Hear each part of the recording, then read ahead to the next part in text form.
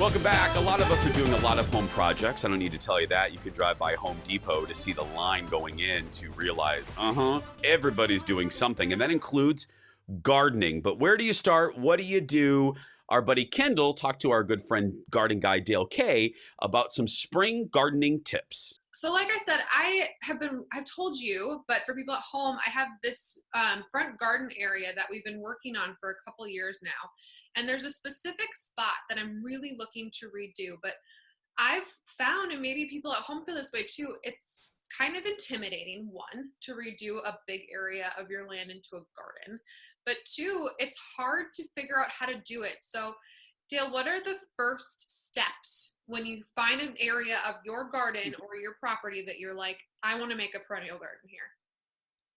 You almost have to have a plan or start to jot down things on paper.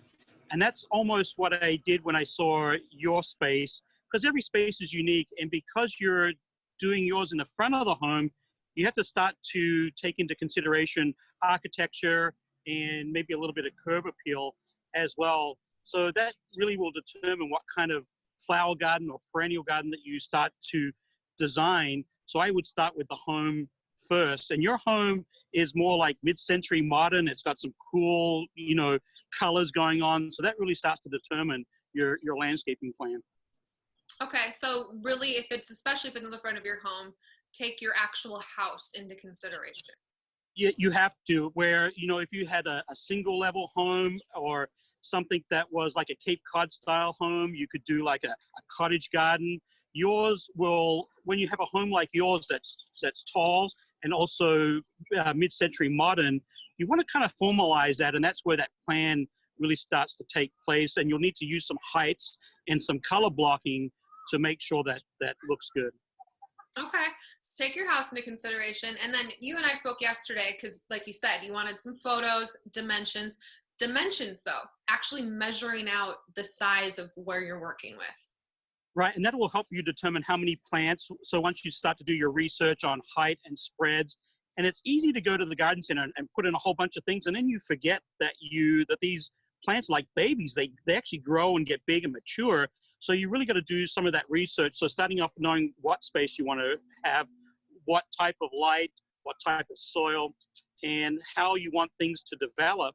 That all plays an important part. Speaking of lighting, we'll talk about this more in a second, but I've got because I have like sort of a half shaded area. I want to confirm. So full sun, it just needs 6 hours, correct? The full sun is basically afternoon sun from about noon onwards. That's considered full sun. Anything less than that, or if you're getting a lot of afternoon shade, then you're starting to, sort of some of those shadier plants will like those kind of areas. But roses and certain plants need full day sun, and that's really from about noon onwards. Interesting. I didn't know that, because a lot of my garden gets morning sun and then it doesn't get anything really again until about 2 o'clock. So that morning doesn't totally count, which explains why my plants usually aren't as developed as other plants in the neighborhood, I guess. You got that big old maple, that silver maple in the front of your home, and that's actually more of a blessing than a curse sometimes, because there's only a select group of plants that like that hot baking afternoon sun, and yeah, we can design around that. But having morning sun till noon and then a little bit of afternoon sun, you'll find your palette of plants that you can plant is probably a little bit more expanded. Getting to my plan, I've got it measured out. I tilled that area when we tilled our vegetable garden last year. Is that something people have to do? Is that a good idea if you're going to make a new space? So is your favorite time, I don't know if you're like me, but my favorite time to jump into my bed is when I've just cleaned the sheets, right? They've just washed, air dried, they smell great, and you jump into bed and you have like the best night's sleep ever, right? That's me. I'm not sure if that's you, but that's me. And your bed or what you're planting into is almost exactly the same. The more comfortable or the more you spend on soil preparation and that bed preparation, the better, the healthier your plants will be. Your inputs will be less. So that soil that I looked at from your photos looks like it needs a feed. It didn't look it looked a little compacted, so I would go ahead and till it again. And anything solid and organic that you can incorporate into the soil, peat moss, compost, some garden soil, all that stuff is great. And that gets you that nice, comfy bed that you just want to jump into, and your plants will just want to jump into that soil and really grow. They'll really appreciate that extra time that you spend on soil preparation, and you really almost can't overdo adding compost into your soil. And that might be a good opportunity too. You could actually berm up, or you could create some height with soil, and that can add some dimension to that garden too. So that would be another option that you would do as your foundation, get to the foundation of that planting. Okay, we do compost here, so we're ahead of the curve a little bit there, so that's good. Yeah. And I actually love it that you have that vegetable garden in back. So I would start to think about plants that would attract pollinators. So that way you're maximizing your vegetable garden as well.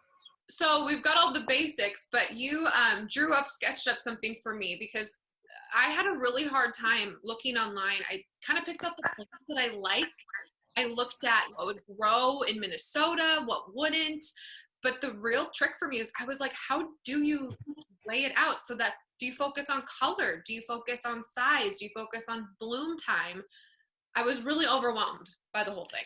It's always good to do research, and going to your favorite local garden shop. They are a great resource for plants. You can do that research online as well. But you really want to get out and see the plants and see how they're going to grow, see the colors. And ideally with a perennial garden, you want season-long color, and you can really get that from perennials. So spring blooming, midsummer into late fall, you can incorporate all those different types of plants. Your area is unique because you got that shade sun kind of issue. So what I propose is doing a nice little border of coral bells along that flagstone, and that way they do well in some sun and also shade. That will tie the two areas together. I mentioned your home is tall, so you'll need some taller shrubs, maybe like a hydrangea, kind of against your vegetable garden border. Some ornamental grasses would look fantastic with the colors that you have with your navies and your trim. They would look great. And really just big groups and pops of color would do really well in to fill up those spaces. But peonies, sedums, coneflowers, Rebeckias, all of those things are great pollinators for your veggies, and you'll get great color as well. Okay, so think about color, big spaces. I like that. And then sort of when you were listing things, sort of going by height. Right. It's like a family photo, right? You want to get the whole family together. You put the tall people in the back. The short people like me are always in the front. My grade school pictures always in the front, right? So that's exactly when you stand back and you look at your landscape. Just think of you're going to do the family photo, tall in the back, smaller in the front. Should you bring invasive plants into your garden, even if they have a hybrid, non-invasive species like those butterfly bushes, for example? So the good news about butterfly bushes in Minnesota is the winters are so harsh here that they kind of die back down to the root and come back up again. They're kind of marginal here. So that plant you're safe with, but generally speaking, you don't want to bring invasive plants into your garden. And that's where a local resource, like a local garden shop, is better, or has a more detailed approach to our climate, our zone, more than doing general research on the internet, because obviously in our climate, zone 4, our gardening practices are different than those, just about anywhere in the country. Okay, good to know. Go local. Just another reason to buy local, right? That's right. But you're talking to gardeners, and it's just not garden shops. There's garden clubs. There's county resources. There's all sorts of resources available to gardeners. But if you do stick local and join a garden club, or get to know your favorite local garden shop, they're really the best at knowing what works in our area. Okay, well, we will see how this goes for me. I'm going out and doing this, and by the time this airs, I'll have done all of this. We'll see how it goes. Dale, thank you so much for helping me out with this. The Jason Show. We'll be right back.